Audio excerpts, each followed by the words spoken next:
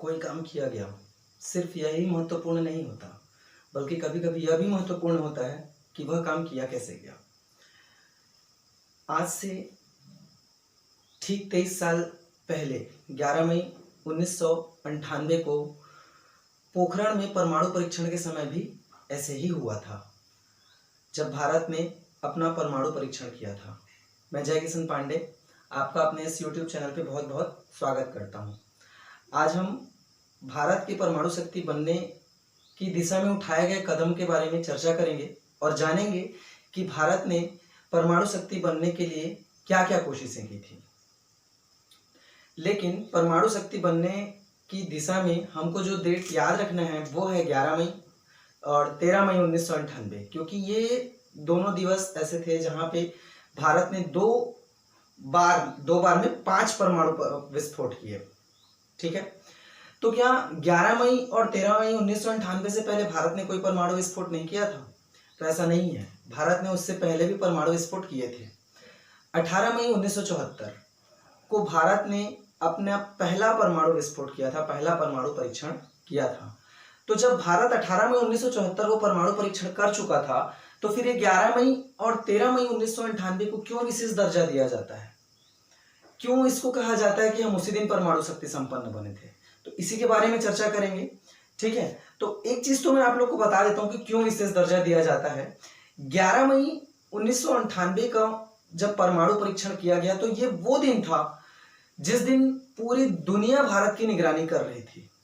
ठीक है, सैटेलाइट के जरिए अमेरिका, CIA, ये सभी जो है वो भारत की निगरानी कर रहे थे। बावजूद उनकी निगरानी के, उनको पता चले बिना भारत ने पोखरण में परमाणु परीक्षण सफलतापूर्वक किया। इसलिए 11 मई और 13 मई का जो दिन है उसको विशेष दर्जा दिया जाता है। तो चलिए प्रारंभ करते हैं कि भारत ने परमाणु शक्ति बनने की दिशा में क्या क्या कोशिशें की और कैसे भारत एक परमाणु शक्ति संपन्न देश बन सका। मैंने यहाँ पे कुछ डेट्स और कुछ फैक्ट समराइज किए हैं, इन्हीं के थ्रू हम आगे बढ़ेंगे और इन्हीं से हम समझते हुए चलेंगे कि कैसे भारत एक परमाणु शक्ति संपन्न देश बन गया। ठीक है, तो चलिए स्टार्ट करते हैं। भारत के परमाणु शक्ति कार्यक्रम की शुरुआत 1944 से मानी जाती है।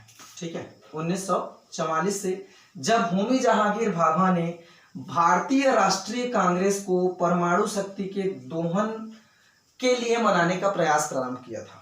ठीक है, 1944 में होमी जहांगीर भाभा ने भारतीय राष्ट्रीय कांग्रेस को, उस समय देश आजाद नहीं हुआ था, लेकिन भारतीय राष्ट्रीय कांग्रेस जो है वो लीडिंग पार्टी थी और देश का नेतृत्व कर रही थी। तो उस समय जो हमारे परमाणु भौतिकविद थे होमी जहांगीर भाभा, उन्होंने भारतीय राष्ट्रीय कांग्रेस को सजेशन देना प्रारंभ किया कि हमको कैसे परमाणु ऊर्जा का उपयोग करना चाहिए। तो जब सजेशन देना चालू किया तो वहीं से परमाणु ऊर्जा के कार्यक्रमों की शुरुआत मानी जाती है। ठीक है, उसके बाद ये डेट आप लोग को याद रखना है ना, 1 जून 1945। ठीक है, 1 जून 1945 को होमी जहांगीर भाभा ने मुंबई में, ठीक है, मुंबई में Tata institute of fundamental research की स्थापना की थी। ठीक है, ये अभी हमारे देश में अभी भी स्थापित है और परमाणु शोध के लिए बहुत, कहना चाहिए परमाणु रिसर्च के लिए एक लीडिंग इंस्टीट्यूशन है। ठीक है, तो होमी जहांगीर भाभा ने 1 जून 1945 को मुंबई में Tata institute of fundamental research की स्थापना की। ठीक है, इसके बाद 20 जनवरी 1957 को परमाणु ऊर्जा संस्थान की स्थापना की गई। ठीक है, परमाणु ऊर्जा संस्थान की स्थापना की गई, इस चीज को आप लोग को ध्यान में रखना है। और 1957 के बाद आप इसको याद रखिए, 1958 में DRDO की स्थापना की गई थी। ठीक है, 1958 में DRDO की स्थापना की गई थी। ठीक है, तो ये तो कुछ इंस्टीट्यूशन के बारे में था। इसके बाद 24 जनवरी 1966 को डॉक्टर होमी जहांगीर भाभा की विमान दुर्घटना में मृत्यु हो गई। ये 24 है दोस्तों, है ना, 24 जनवरी 1966। 24 जनवरी 1966 को डॉक्टर होमी जहांगीर भाभा की विमान दुर्घटना में मृत्यु हो गई। और उसके बाद 12 जनवरी 1967 को परमाणु ऊर्जा संस्थान का नाम बदलकर भाभा परमाणु अनुसंधान केंद्र रखा गया। ठीक है, इसके बाद 1966 में इंदिरा गांधी जी के प्रधानमंत्री बनने के साथ ही और भौतिकविद राजा रामन्ना के नेतृत्व में भारत के परमाणु कार्यक्रमों को एक नई दिशा मिली तथा 1966-67 में चीन ने अपने परमाणु परीक्षण किए, ठीक है, जिससे भारत जो है परमाणु हथियार बनाने के लिए विवश हो गया और उस दिशा में भारत ने अपने अनुसंधान को आगे बढ़ाया।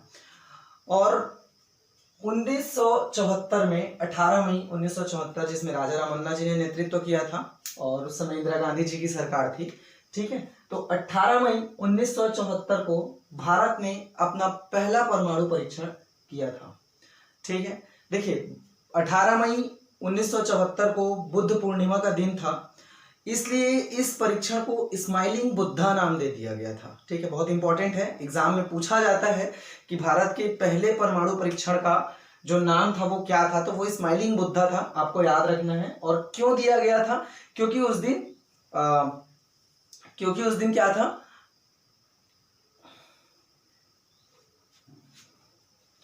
क्योंकि उस दिन 18 मई 1974 को बुद्ध पूर्णिमा था और उसकी वजह से उसको स्माइलिंग बुद्धा नाम दे दिया गया था।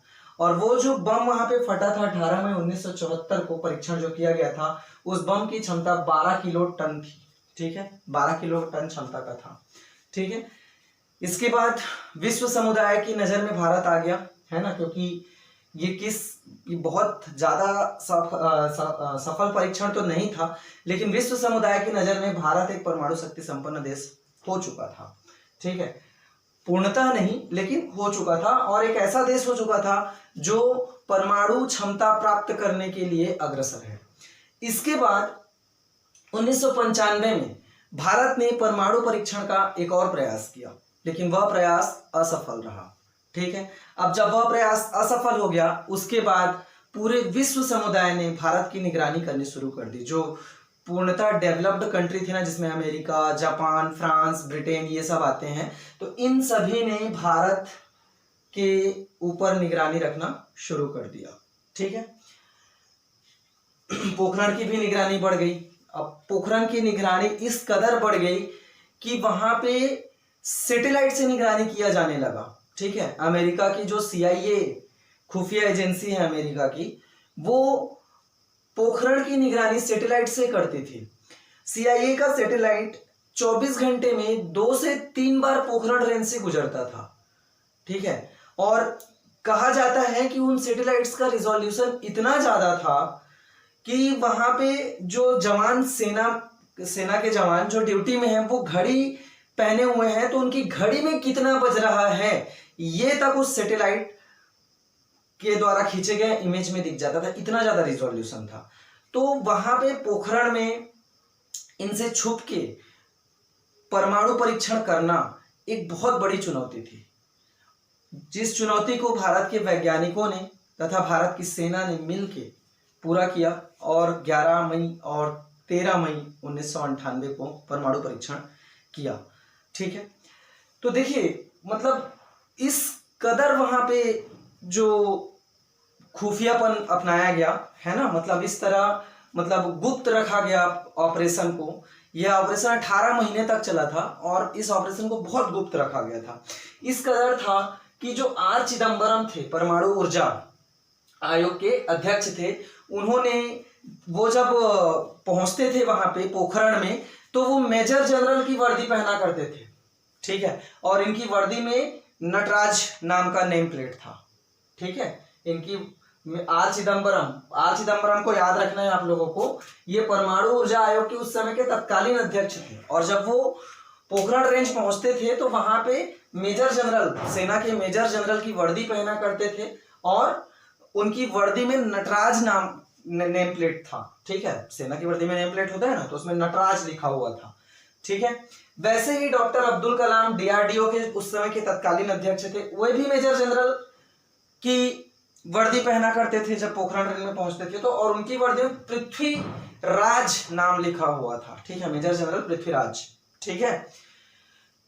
इसी तरीके से और जो थे, जैसे अनिल काकोदर थे, ठीक है, ये जो साइंटिस्ट थे, ये लोग भी जब पहुंचते थे तो पूरा सभी के सभी सेना की वर्दी में हुआ करते थे।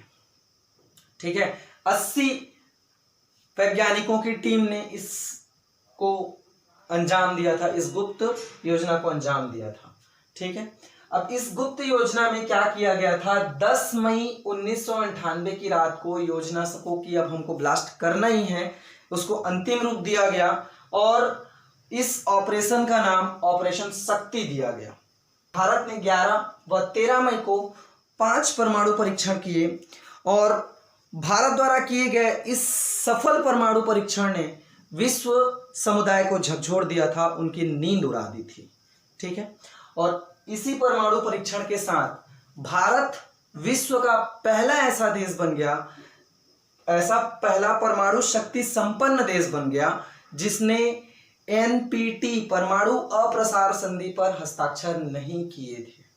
ठीक है, उससे पहले जितने भी परमाणु शक्ति संपन्न देश थे वो सभी ने एनपीटी पे हस्ताक्षर किया था, लेकिन भारत ऐसा पहला देश था जो परमाणु शक्ति संपन्न भी बन गया और एनपीटी पर हस्ताक्षर नहीं किए थे।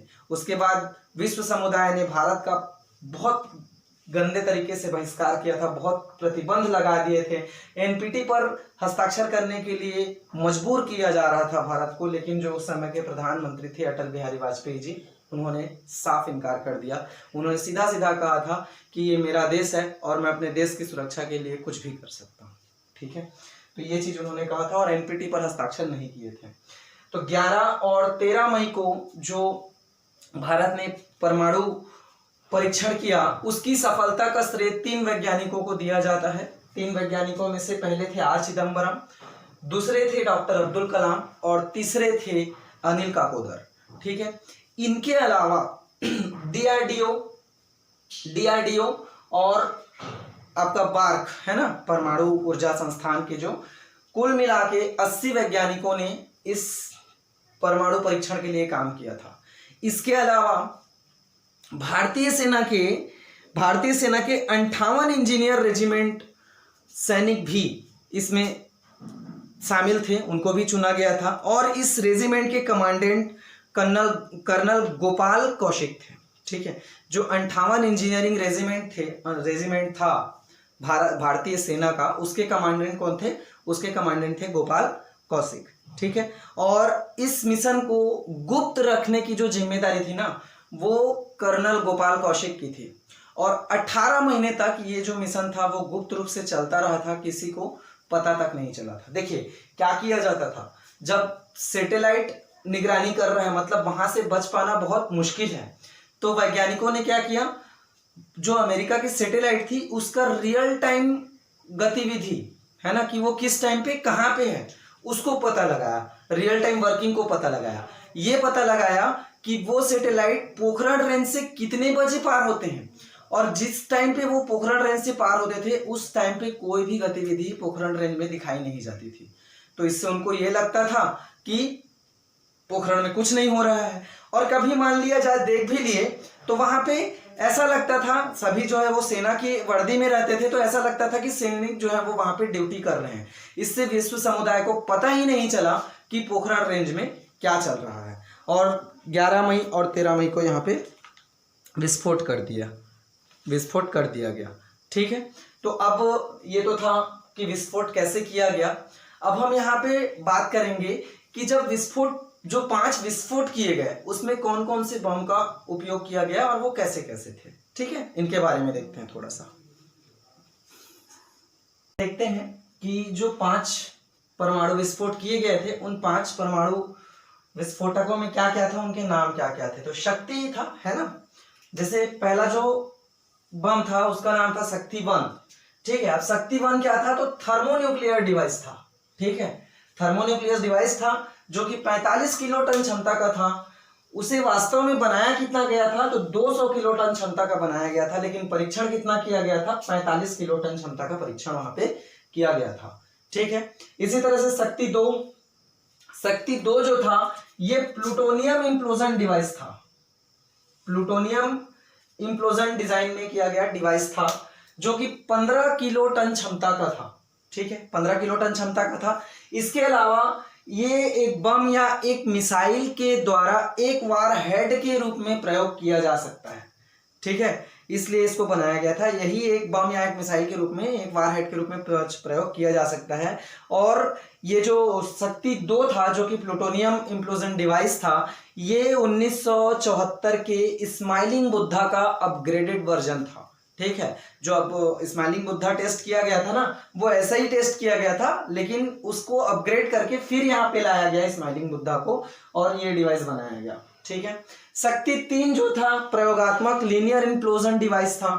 ठीक है, शक्ति 4 0.5 किलोटन का प्रयोगात्मक डिवाइस था, और शक्ति 5 जो है वो भी 0.2 किलोटन का प्रयोगात्मक लीनियर डिवाइस था। ठीक है, इसके अलावा एक छठवां डिवाइस भी था जिसका विस्फोट नहीं किया गया। ठीक है, तो उसको मैंने नहीं लिखा है, विस्फोट नहीं किया गया तो उसको नहीं लिखा है ना। तो कुल मिला के 6 बनाए गए थे, लेकिन 5 का विस्फोट किया गया था। विस्फोट करने के लिए ये जितने जो डिवाइस जो थे, इनको पोखरण में कुआं बना के कुएं के अंदर रखा गया, और उसमें बहुत सारे बालू को, रेत को वहां पे भर दिया गया, जिसमें से मोटी मोटी तार निकली हुई थी। ठीक है, फिर उसके बाद क्या हुआ, ये विस्फोट किए गए। जब ये विस्फोट हुआ ना, तो पोखरण में जो मशरूम होता है ना, उसके जैसा, मशरूम के छत्ते के जैसा पूरा डिजाइन बन गया था, धूल का गुब्बार का। ठीक है, तो इतना बड़ा ये विस्फोट था। और उसी विस्फोट के स्थान से कुछ दूर पर खड़े थे हमारे वैज्ञानिक, जिन्होंने हवा में मुट्ठी मारी और कहा, catch us if you can. ठीक है, अगर पकड़ सकते हो हमें तो पकड़ो अगर, है ना, ये उन्होंने कहा था।